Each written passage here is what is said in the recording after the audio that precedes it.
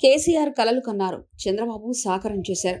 ఇవాళ ఇండియన్ పాలిటిక్స్లో lucky leaders ఎవరైనా ఉన్నారంటే ఒకరు టీడీపీ అధినేత చంద్రబాబు నాయుడు, మరొకరు బీహార్కు చెందిన జేడీయూ అధినేత నితీష్ కుమార్. ఎన్డీఏ కూటమి ప్రభుత్వాన్ని ఏర్పాటు చేయాలంటే వీరిద్దరే కీలకం.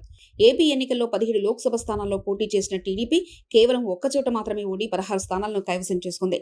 నితీష్ కుమార్ హ్యాండ్ ఇచ్చిన చంద్రబాబు తమతే ఉంటే చాలు ఎన్డీఏ సర్కార్ పాలన సాఫీగా సాగిపోతుంది. అయితే ఇదే ఛాన్స్ దక్కుతుందని కలలు కన్నారు తెలంగాణ మాజీ సీఎం బీఆర్ఎస్ అధినేత కేసీఆర్. అందుకే తెలంగాణ రాష్ట్ర సమితిని భారత రాష్ట్ర సమితిగా మార్చారు, జాతీయ పార్టీగా విస్తరించారు. కానీ సొంత రాష్ట్రం తెలంగాణలో ఓటమి చవి చూశారు. సార్వత్రిక ఎన్నికల్లో దారుణంగా దెబ్బతిన్నారు. ప్రాంతీయ పార్టీగా పుట్టెడు కష్టాల్లో ఉన్నారు. కేంద్ర రాజకీయాల్లో చక్రం తిప్పాలన్న ఆయన ప్రయత్నాలకు ఆదిలోనే గంటిపడింది. కానీ గత 5 ఏళ్లలో ఎన్నో ఇబ్బందులు పడిన చంద్రబాబుకు అనుకునే విధంగా కేంద్రంలో చక్రం తిప్పేలా సార్వత్రిక ఎన్నికల ఫలితాలు వచ్చాయి. 2019 ఎన్నికల్లో కేవలం 23 అసెంబ్లీ సీట్లు, 3 లోక్సభ స్థానాలకు మాత్రమే గెలుచుకున్న టీడీపీ 5 ఏళ్ల పాటు తీవ్ర గడ్డు పరిస్థితులు ఎదుర్కొంది. 2024 ఎన్నికల ముందు జనసేన బీజేపీతో కలిసి కూటమిగా ఏర్పడడం టీడీపీకి కలిసొచ్చింది. నిన్న మొన్నటిదాకా ఎవరికీ పట్టని చంద్రబాబు నాయుడు ఇప్పుడు కేంద్రంలో కింగ్ మేకర్ అయ్యారు. మేము ఎన్డీఏతోనే ఉంటున్నాం. చంద్రబాబు చేసిన ఒక్క ప్రకటన స్టాక్ మార్కెట్ను లాభాల్లోకి తీసుకెళ్లిందంటే ఇప్పుడు ఆయనకే కాదు, ఆయన మాటకున్న ప్రాధాన్యం ఏంటో అర్థం చేసుకోవచ్చు. గతంలో చంద్రబాబు కంటే మించి జగన్కు అదనంగా 6 స్థానాలు వచ్చినా అప్పుడు కేంద్రంలో మోదీ సర్కార్ సంపూర్ణ మేజర్తో ఉంది. అటు కేసీఆర్ సైతం థర్డ్ ఫ్రంట్కు ప్రయత్నాలు చేసినా ఎవరూ కలిసి రాలేదు. కానీ ఇప్పుడు చంద్రబాబు ఏ ప్రయత్నం చేయకుండానే కేంద్రంలో పరిస్థితులు ఆయనకు కలిసి వచ్చాయి. గతంలో వాజ్పేయి హయాంలో కేంద్రంలో చక్కని తిప్పిన చంద్రబాబుకి 20 ఏళ్ల తర్వాత మళ్లీ ఆ గోల్డెన్ పీరియడ్ రాబోతుంది. 2014 ఎన్నికల సమయంలో చంద్రబాబు ఎన్డీఏలో భాగంగా ఉన్నారు. ఆ ఎన్నికల్లోనూ టీడీపీకి 16 సీట్లు వచ్చాయి.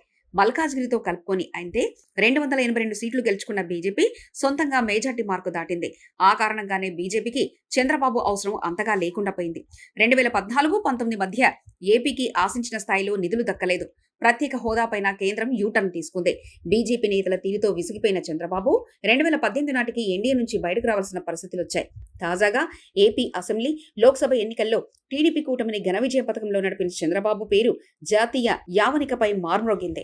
గతంలో 1996లో యునైటెడ్ ఫ్రంట్ కన్వీనర్గా కేంద్రంలో ప్రభుత్వ ఏర్పాటు, ప్రధానమంత్రులుగా హెచ్డి దేవగౌడ, ఐకే గుజరాల్ నియామకాల్లో కీలక భూమిక పోషించిన ఆయన వాజ్పేయి హయాంలోనూ ఎన్డీఏ కన్వీనర్గా చక్రం తిప్పిన వైనాన్ని జాతీయ మీడియా విశేషంగా ప్రస్తావిస్తుంది. ఎన్నిక ముంగిట జనసేనతో కలిసి బీజేపీతో పొత్తు పెట్టుకోవడం, 25 లోక్సభ స్థానాలకు గాను 21 చోట్ల కూటమి విజయం సాధించడం, సొంతంగా టీడీపీ 16 స్థానాలు సాధించిన నేపథ్యంలో చంద్రబాబు మద్దతు కీలకం కావడంతో బీజేపీ అగ్రనేతలు ఆయనకు అధిక ప్రాధాన్యత తప్పదని జాతీయ మీడియా అంటుంది.